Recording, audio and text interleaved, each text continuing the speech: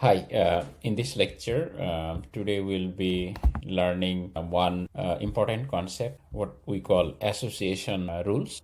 And mainly we'll be connecting to one well-known concept, what we call market basket analysis, So we'll use market basket analysis data to explain the association of products, and we'll try to learn some rules that will actually explain the association between a group of products. Okay, so we have some experience of visiting superstores. So one thing that may come to our mind that why the products are actually arranged in certain ways. It's not that in superstores they arrange products randomly. Okay, because there are certain rules behind that. Okay, and one of the objectives is they make it easier so we can find certain products easily and we can access the products. That's one of the objectives. But from the business perspective, the more important thing is the business is actually selling more items, and the more you sell items, you can increase your profit margin. The more you sell, the assumption is that you get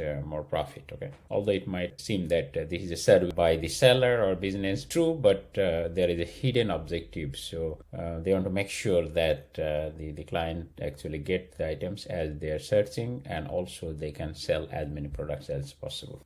And this is a well-known concept for years. Okay, so nothing new. But what happened in the year 2002, one Midwest grocery chain, they noticed some interesting pattern, where they were analyzing some of their sales logs, because they had a Oracle software in place, and some of the data scientists were looking at the transaction data. And one interesting thing they noticed, the people are buying diapers and beer together. This is a well-known story, what we call the diaper beer story. Until then, it was not clear that people when buy a lot of beer at the end of the weekend or maybe on certain days, they also actually need some diapers.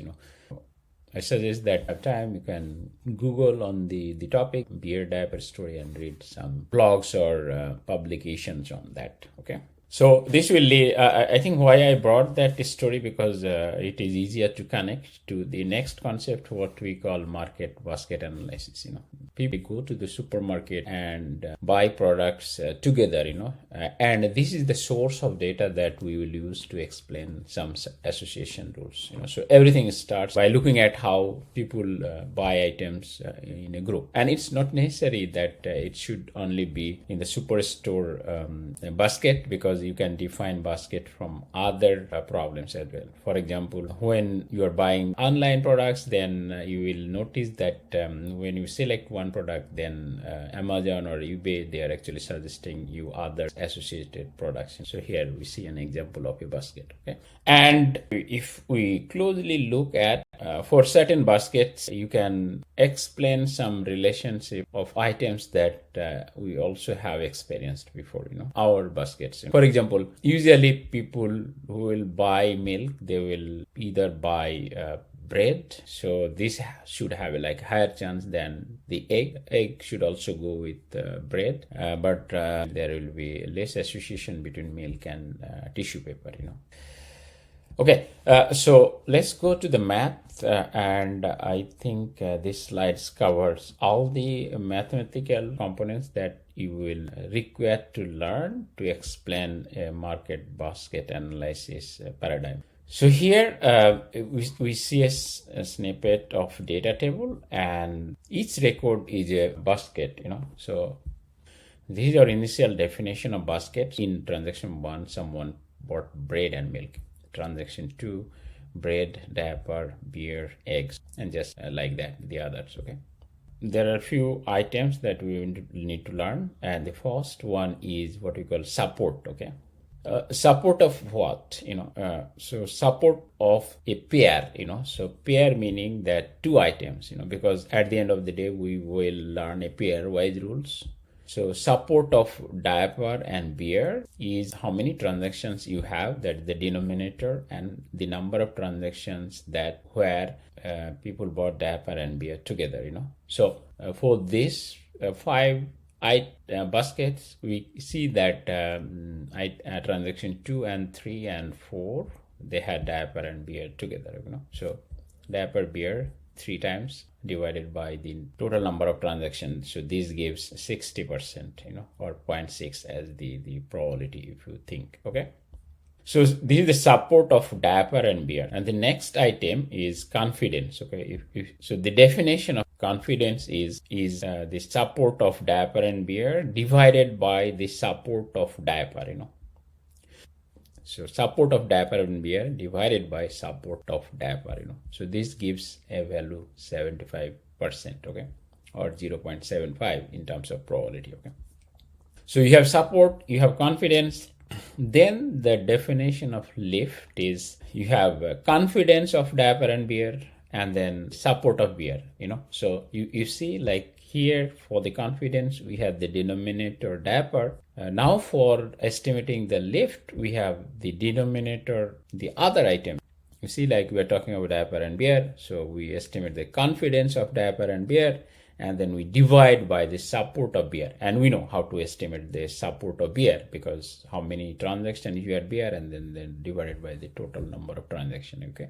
Here we have the value 1.25. The rule is quite simple. If these values go over 1, you can conclude the beer and then diaper are actually associated. Okay. So if the lift value is 1, implies that no association between items. If value is greater than 1, then Y is likely to be bought if X is bought. Okay. So we're talking about Y being diaper and then X being beer.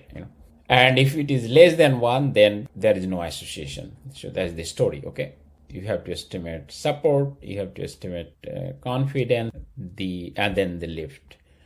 So 3 simple equation, and if the value is greater than 1, you can tell that these two products have some association, okay? So this is all about association learning, and as I mentioned that there are other similar cases, for example, in restaurant orders, because it's not people order things randomly, okay? So they have a menu in mind, okay? And as a business person, you can influence by promoting some items or giving them some reduction of price that will lead you to increase your sale, okay? For this particular association rule learning, I have also created a notebook that I am going to save on GitHub and put the link with this presentation or video. So here we are using the transaction of 2 restaurants to actually see and if there is an association among the items in the menu. Okay, so I won't go through all the details, but I will just show you. We are using one available package, what you call ML extent. Okay, here we are using this package to do our association rule learning. We're not doing the equation one by one, as we have explained in the presentation. If you run this notebook, you will see how they are doing the association learning, comparing 2 restaurant menus or sales. And I just provided all the link of the source of this notebook, so you can go there and then check for more details, but I'll just point you guys to some interesting outcomes of this work. So they have a frequency chart that how the different items are actually selling out. The most important part is here at the end of the notebook. You see that, as I mentioned, that if the lift value is greater than 1, then there should be some association. And here we are looking at some output data, and you see that the lift are actually greater than 1, 2.11, 2.01, 1.36. And if you look at the pair of items, so you see that the rice and then chicken tikka, then papad and sauce, so you can clearly see that if you are actually familiar with Indian cuisine, then usually when people go to the restaurant, they actually order these items together. So these are not actually random selections, okay? So I suggest that you go through this notebook and run. This will make your concepts more clearer. Okay. So in summary, everything is all about learning from a group of transactions. If you have, then you use these 3 rules: support, confidence, and lift. And if the lift value is actually greater than 1, then you can assume that those 2 items has associations. So that's the basic idea of association rule learning.